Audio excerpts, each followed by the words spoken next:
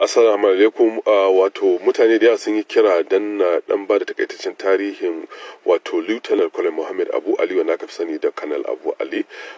bayan bidiyon da na jiya akan kwanton bauna da aka yi wa sojojin Najeriya a wani yanki na Borno State wato bangaren Dambuwa kenan bayan sun fito patrol daga Sambisa a inda aka yi gumurzu aka kashe sojoji biyu da civilian JTF biyu da kuma su 'yan ta'adda aka kashe da yawa aka fatattake su a wannan da dai an yi gumurzu kazamin gumurzu inda shi jagoran tafiyar patrol din Brigadier General Uba inda wato ana tsaka da gumurzu din bayan an gama aka ba a gan shi ba wanda ke daga baya turu wasu da wani abu ya nuna yana nan daga baya ya sai ga shi taho a ƙasa ba wani abu da ake tunanin ko ana tsaka da gumurzun aka ɗauke shi wato ya amfani da wasu dabaru na sojoji inda wato ya dawo da kafa bayan wani lokaci bayan kusan awa 4 kenan ya dawo jiga a kafa to a ganin wannan bidiyon mutane suka yi ta kira dan ne wato ba da tarihin shi Abu Ali Kanal Abu Ali saboda shi ma a irin wannan kwantabau nan aka kashe shi a Malam Fatori a 2016 aka kashe shi to Abu Ali ko Muhammad Abu Ali an haife shi ne a 1979 a masarautar Basange da ke Kogi State a arewacin Najeriya yarima ne wato dan sarki ne babansa sarki ne sarkin Basange yankin Basange na wannan area a Kogi State ya shiga makarantar sojoji na yara a inda a Jos kenan a inda bayan ya gama ya tafi Defense Academy inda ya fito da second lieutenant wato tauraronsa ya fara tashi ne a lokacin da aka tura shi Borno State a nan ne fara wato inda ya fara yaki da 'yan Boko Haram to shi wato masani ne ko kuma kwararre ne a bangaren tanka yana bangaren ammo tank kenan wanda yake an yi itfa'in inda ya hau ammo tank to duk kuje kawai ku bi bayansa saboda yakan ce ta bakinsa yakan ce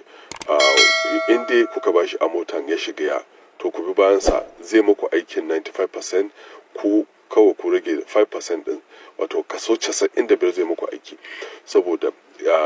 wannan shi yasa aka mai lakani da BH killer wato makashin Boko Haram yana da sunaye daban-daban wanda aka lakana mashi saboda irin bajinta da yayi a wajen yaki da Boko Haram a Borno State ana ce mai BH killer makashin Boko Haram ana ce mashi giwan maza ana ce mashi jarumin Sambisa ana ce mashi sarkin yaki da King of War wannan sunaye ne wanda ya samu saboda bajintansa da kwarewansa da kwazansa a filin daga Muhammad Abu Ali ko kuma Abu Ali wanda yake kwantan bauna aka yi mashi a 2016 inda Malam Fatori bayan sun kama Malam Fatori wani abin al'ajabi akan wannan yaro wato ya yi sanadiyan karbe wurare daban-daban a hannun Boko Haram a Borno State a lokacin da Boko Haram suka kama wurare daban-daban wasu daga cikin wuraren da ya karbo wanda ya jagoranci karbo saboda shine kwamandan bataliya na tanka na 272 battalion tank battalion 272 tank battalion kuma kwararre ne a wato 72 tank idan ya hau ammo tank kenan wanda yake wuraren da suka karbo akwai Baga shi ya jagoranci karbo Baga shi ya jagoranci karbo Mangunu shi ya jagoranci karbo Malam Fatori shi ya jagoranci karbo Bama yayi taka rawa sosai kuwa ta dalilin haka ne Boko Haram suka rika neman sa ruwa a jallo don su gama da shi saboda muddin ya hau wannan Eagle tank ya hau wannan tankan na yaki to sai yadda ta yiwu saboda zai rika kabar da su ne suna zuwa na kabar da su wanda yake yana gaya wa sojojinsa wannan kalma ne da ke fito daga bakin su give me the Eagle tank and I will do the 95% job you do the 5% job wannan kalma ne kotun daga wurin sa direct shi wato Kanal Abu Ali wanda yake wuraren da ya karbo kenan wanda ke bayan an masa kwantan bauna wanda ke abin da yake yawan kashe sojojin Najeriya a wannan filin daga na wannan yaki da 'yan Boko Haram da ISWAP ana yawan masu kwantan bauna ko kuma a dasa musu bam a hanya su zo su taka su tarwatse to shi ma haka kamar yadda abin da ya faru wannan juma'a din kenan wanda aka yi masu kwantan bauna to shi ma haka aka yi kwantan bauna a Malam Fatori an kira sa an ce ya zama ready akwai an samu bayanan sirrin cewa a Boko Haram suna nan za su kawo attack a base din da yake a nan Malam Fatori bayan sun gama kamawa a inda kafin ya gama shiri su fice suka fara jin harbe-harbe a waje wanda ke sun yunkuro za su fita,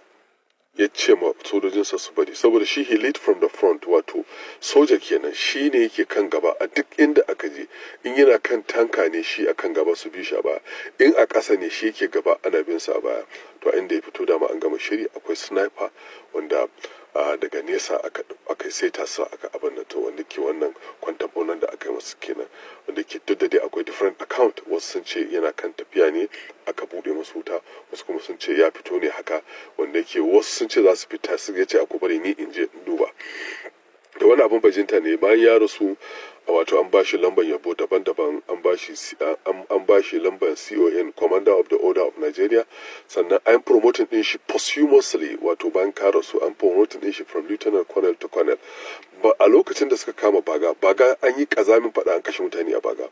Bayan sun kama baga, shi jagoranci kama baga, a inda bayan kama baga aka fito da shi aka daga shi ana celebration din kama baga, a inda aka rika cewa a bashi colonel, duk da dai a lokacin sai aka bashi lieutenant colonel, amma bayan ya rasu aka bashi colonel. General Buhari da kansa ya tweeting a Twitter ɗinsa